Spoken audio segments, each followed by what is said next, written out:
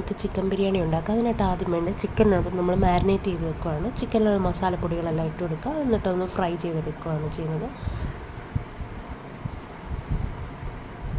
ശേഷം നമ്മൾ അരി കുതിർത്ത് വെച്ചിട്ടുണ്ടായിരുന്നു. പിന്നെ അണ്ടിപ്പരിപ്പ് മുന്തിരിങ്ങ ഒന്ന് ഫ്രൈ ചെയ്തെടുക്കുകയാണ്.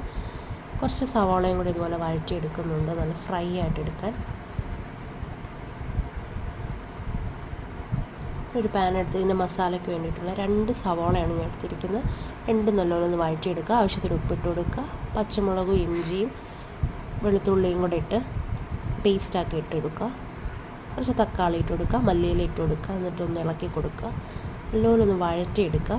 പച്ചമണം മാറുമ്പോൾ സവാളക്കകത്തോട്ട് നമ്മൾ മഞ്ഞൾപ്പൊടിയും കുറച്ച് ഗരം മസാലയും കുറച്ച് കുരുമുളക് പൊടിയും കൂടി ഇട്ടു. അതിൻ്റെ ഡീറ്റെയിൽ ആയിട്ടുള്ള ഡിസ്ക്രിപ്ഷൻ ബോക്സിൽ ഞാൻ കൊടുക്കുന്നുണ്ട്.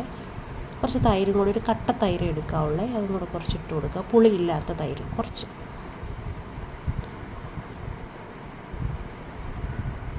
ഇനി വേറൊരു കുക്കർ എടുത്തിട്ട് അതിന് നമുക്ക് റൈസ് ഇടാൻ വേണ്ടിയിട്ട് അതിനകത്തോട്ട് പട്ട, ഗ്രാമ്പൂ, ഏലക്ക ഇട്ട് കൊടുക്കുക. നെയ്യ് ഇട്ട് കൊടുത്തിട്ട് റൈസ് ഒന്ന് ജസ്റ്റ് ഒന്ന് മിക്സ് ചെയ്ത് കൊടുത്തിട്ട്, ഇപ്പോൾ 1 ഗ്ലാസ് അരിക്ക് 2 ഗ്ലാസ് വെള്ളമാണ് ഇവിടെ വെക്കുന്നത്. കുറച്ച് ഉപ്പും കൂടെ ഇട്ടിട്ട് വേവിക്കാൻ വെച്ചിട്ടുണ്ടായിരുന്നു.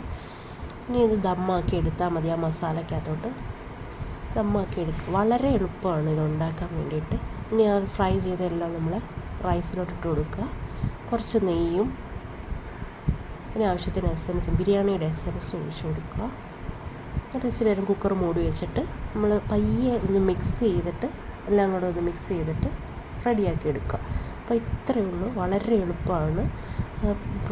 ചിക്കനൊന്നും പൊടിഞ്ഞു പോകാതെ തന്നെ നമുക്ക് കിട്ടുകയും ചെയ്യും. അത് നല്ല ടേസ്റ്റാണ്, നല്ല സൂപ്പർ ബിരിയാണി ആയിരുന്നു. എല്ലാവരും ഒന്ന് ട്രൈ ചെയ്ത് നോക്കുക. അപ്പോൾ ഇത്രയേ ഉള്ളൂ. ബൈ.